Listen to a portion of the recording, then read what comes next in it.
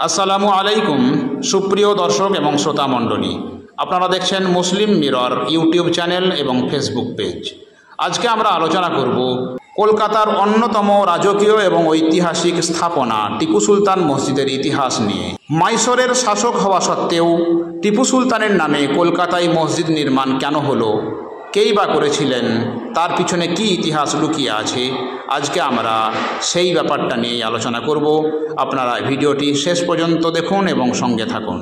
আর আমাদের চ্যানেলে যদি নতুন হন তাহলে সাবস্ক্রাইব করবেন, যদি পুরাতন হয়ে থাকেন তাহলে এই ভিডিওতে লাইক এবং শেয়ার করতে অবশ্যই ভুলবেন না। টিপু সুলতান শাহী মসজিদ কলকাতার একটি বিখ্যাত মসজিদ। 1842 সালে টিপু সুলতানের কনিষ্ঠ পুত্র প্রিন্স গোলাম মোহাম্মদ এই মসজিদটি নির্মাণ করেন। এটি কলকাতার একটি গুরুত্বপূর্ণ পর্যটন আকর্ষণ। সকল ধর্মের মানুষের জন্য এই মসজিদের দ্বার উন্মুক্ত।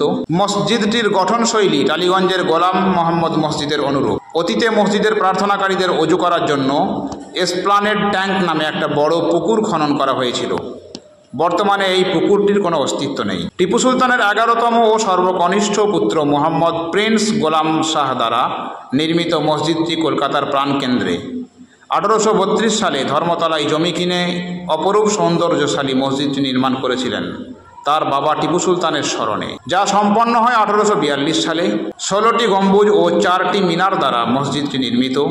মসজিদের ভিতরে একসাথে 1500-রও বেশি মানুষের নামাজ আদায় করা সম্ভব। ঈদের সময় মসজিদটিকে কেন্দ্র করে চারপাশে প্রায় 15,000-এর মতো মানুষ নামাজ আদায় করে থাকেন। এটি কলকাতার সৌন্দর্যশালী স্থাপত্য ও সাংস্কৃতিক ঐতিহ্যের একটি বড় নিদর্শন। মসজিদটি দেশি বিদেশি পর্যটকদের কাছেও আকর্ষণের কেন্দ্রবিন্দু। 1980-র দশকে মাটির তলা দিয়ে মেট্রো রেল নির্মাণের কাজ শুরু হওয়ার পর এই টিপু সুলতান মসজিদটি ক্ষতিগ্রস্ত হয়। সেটি মেরামত করার জন্য একটি কমিটিও গঠন করা হয়। পরবর্তীতে টিপু সুলতান শাহী মসজিদ সুরক্ষা ও কল্যাণ কমিটি এবং মেট্রো রেল যৌথ প্রচেষ্টায় মসজিদটি পুনরুদ্ধার করেন। 2004 সালে সুনামি ঝড়ের সময় মসজিদটি আবার ক্ষতিগ্রস্ত হয়। তৎকালীন ভারতবর্ষের প্রধানমন্ত্রী মনমোহন সিং মসজিদ কমিটিকে $21,500 দান করেন। এর ফলে আসল মসজিদটির স্থাপত্য ও সাংস্কৃতিক অবলুপ্তি ঘটেছে অনেকটাই। টিপু সুলতান মাইসোরের নবাব থাকা সত্ত্বেও তার ছোট ছেলে মাইসোর থেকে দূরে তার বাবার স্মরণে কলকাতায় কেন মসজিদটি নির্মাণ করেছিলেন, এর পিছনেও রয়েছে একটি ইতিহাস। মাইসোর, যার অতীতে নাম ছিল মহীশূর, বর্তমানে অঞ্চলটি দক্ষিণ ভারতের কর্ণাটক রাজ্যে অবস্থিত। ওয়াদিয়ার রাজবংশের রাজত্বকালে 1750-এর দিকে সুলতান হায়দার আলীর জ্যেষ্ঠ পুত্র মহীশূরের নবাব হন টিপু সুলতান। পুরো নাম সাইদ ওয়াল শাহরিফ সুলতান ফাতেহ আলী সাহাব টিপু। টিপু সুলতানের রাজত্বকাল ছিল 10ই নভেম্বর 1750 থেকে 4 মে 1799 সাল পর্যন্ত। একদিকে তিনি যেমন সুলতান ছিলেন, অন্যদিকে ছিলেন বড় পণ্ডিত ও কবি।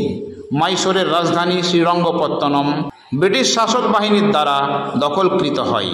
টিপু সুলতানের মৃত্যুর 6 বছর পর তৎকালীন ব্রিটিশ শাসক 1806 সালে টিপুর পরিবারকে স্থানান্তরিত করে কলকাতায়।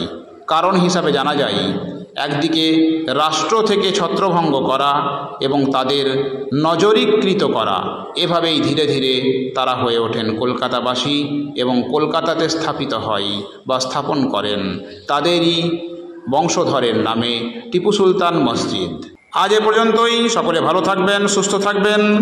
আমরা পরবর্তী ক্ষেত্রে আবার এ ধরনের ঐতিহাসিক স্থাপনা বা মসজিদ নিয়ে আপনাদের সামনে তথ্যবহুল আলোচনা পেশ করব।